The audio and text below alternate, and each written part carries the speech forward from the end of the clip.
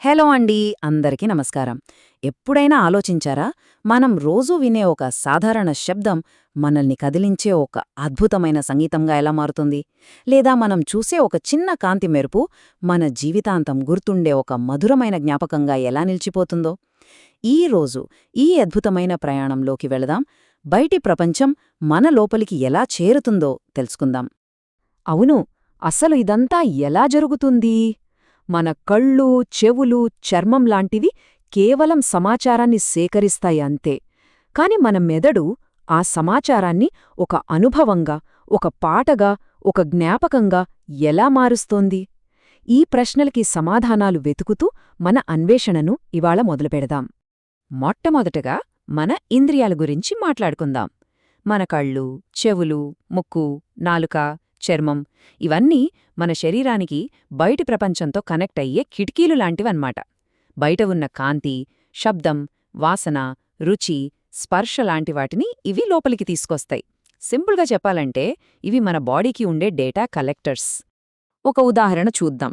మనం ఏదైనా శబ్దం విన్నప్పుడు ఆ శబ్ద తరంగాలు మన చెవిలోకి వెళతాయి. అక్కడ అవి పెద్దవవుతాయి. ఆ తర్వాత లోపలి చెవిలో కాక్లియా అనే ఒక చిన్న నత్తగుల్లలాంటి భాగంలోకి వెళతాయి. అక్కడ వేలకొద్దీ హెయిర్ సెల్స్ అనే చాలా చిన్న వెంట్రుకల లాంటి కణాలుంటాయి. ఈ కణాలు ఆ శబ్ద కంపనాలకు స్పందించి వాటిని వెంటనే ఎలక్ట్రికల్ సిగ్నల్స్గా మారుస్తాయి. ఆ సిగ్నల్సే మన మెదడుకి చేరతాయి. వాసనకి, మన జ్ఞాపకాలకి మధ్య అంత బలమైన బంధం ఎందుకుంటుందో తెలుసా మీకు? ఎందుకంటే మిగతా ఇంద్రియాలతో పోలిస్తే వాసనకి సంబంధించిన సంకేతాలు మన మెదడులోని ఎమోషన్స్ని, జ్ఞాపకాల్ని కంట్రోల్ చేసే లింబిక్ సిస్టమ్కి డైరెక్టుగా వెళ్తాయి. అందుకే కొన్నిసార్లు ఏదైనా పాత పరిమళం తగలగానే మనం వెంటనే చిన్ననాటి జ్ఞాపకాల్లోకి వెళ్ళిపోతాం. ఇక రుచి విషయానికొస్తే మన నాలుకపై ఉండే ఆ చిన్న చిన్న రుచి మొగ్గలు అస్సలు సామాన్యమైనవి కావు. మనమొక స్వీట్ తిన్నా, పుల్లటి పండు తిన్నా ఆ తేడాని గుర్తించి మన మెదడుకు వెంటనే సిగ్నల్స్ పంపేది అవే. ముఖ్యంగా తీపి, పులుపు, ఉప్పు, చేదు ఇంకా ఉమామి అనే 5 ప్రాథమిక రుచుల్ని ఇవి గుర్తిస్తాయన్నమాట. సరే, మన ఇంద్రియాలు డేటాను సేకరించాయి. ఇప్పుడు నెక్స్ట్ లెవెల్ ఏంటి? ఈ సమాచారం మన మెదడుకు నమ్మశక్యం కాని వేగంతో ఎలా వెళ్తుంది? దాని గురించి ఇప్పుడు చూద్దాం. ఈ సమాచారం మన శరీరంలో ఒక చోటి నుండి మరో చోటికి ఎలా ప్రయాణిస్తుందంటే యాక్షన్ పొటెన్షియల్ అనే ఒక చిన్న ఎలక్ట్రిక్ స్పార్క్ ద్వారా. మన ఇంద్రియాలు ఏదైనా గ్రహించిన వెంటనే అవి ఒక చిన్న మెరుపులాంటి సంకేతాన్ని పంపుతాయి.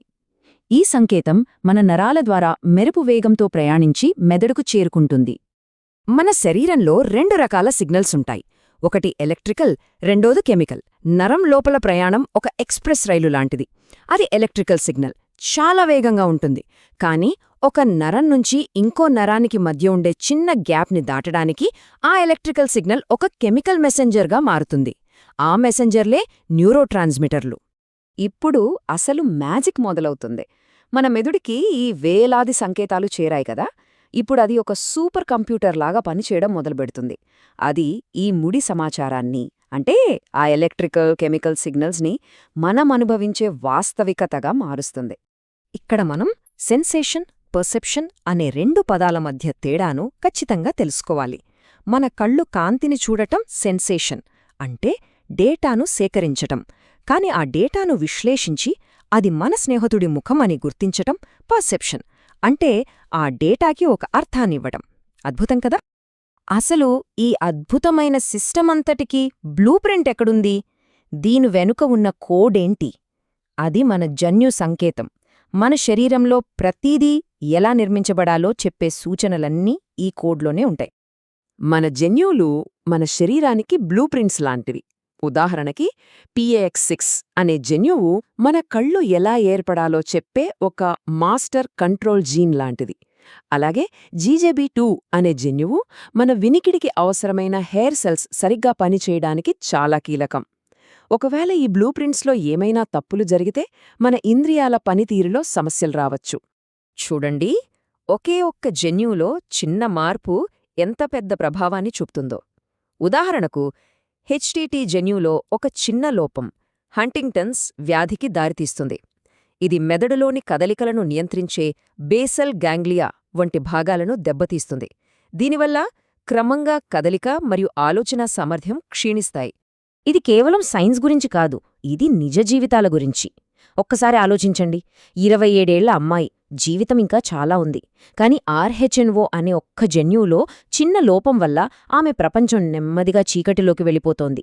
ఇది జన్యువులు మన జీవితంలో ఎంత కీలక పాత్ర పోషిస్తాయో చెప్పడానికి ఒక శక్తివంతమైన ఉదాహరణ. ఇప్పటిదాకా మనం సమస్య గురించి మాట్లాడాం, కాని ఇప్పుడు ఆశ గురించి మాట్లాడుకుందాం. ఎందుకంటే సైన్స్ ఇప్పుడు ఆ జీవశాస్త్ర సోర్స్ కోడ్ను తిరిగి రాసే శక్తిని సంపాదిస్తోంది. అదే ఇంద్రియ చికిత్సల యొక్క భవిష్యత్తు. ఆ భవిష్యత్తుకు ఆధారం క్రిస్పర్-కాస్9 అనే ఒక విప్లవాత్మకమైన టెక్నాలజీ. దీన్ని సింపుల్గా ఒక జన్యు కత్తెర లేదా మాలిక్యులర్ సర్జన్ అని ఊహించుకోవచ్చు. ఇది మన డిఎన్ఏలోని తప్పుగా ఉన్న భాగాన్ని ఖచ్చితంగా కనుగొని దాన్ని కత్తిరించి సరిచేయగలదు. అంటే జన్యుపరమైన వ్యాధులను మూలంలోనే నయం చేసే అవకాశం మన ముందుంది. అయితే మనం వాస్తవంలో ఉండాలి.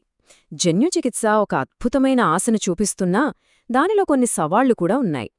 ఒకవైపు ఇది సమస్యను మూలంలోనే పరిష్కరించే అవకాశం ఇస్తుంది. కాని మరోవైపు అధిక ఖర్చు, ఇంకా పూర్తిగా తెలియని ప్రయోగాత్మక నష్టాలు వంటి అడ్డంకులున్నాయి. శాస్త్రవేత్తలు ఈ సవాళ్లను అధిగమించడానికి అహర్నిశలు కృషి చేస్తున్నారు. ఒక్క క్షణమాగి ఆలోచించండి. మనం మన జీవశాస్త్ర కోడ్ను, మన డిఎన్ఏను మార్చగలిగితే మానవ అనుభవాన్ని, మన అవగాహనను మనం ఎలా పునర్నిర్వచించగలం? మన ఇంద్రియాల పరిమితులను అధిగమించగలమా? దృష్టిలోపాన్ని సరిచేయడమే కాదు, అంతకు మించిన సామర్థ్యాలను కూడా మనం పొందగలమా? భవిష్యత్తు మన ముందు అనంతమైన అవకాశాలను ఉంచుతోంది. ఈ అద్భుతమైన జీవశాస్త్ర ప్రయాణంలో నాతో పాటు వచ్చినందుకు చాలా ధన్యవాదాలు.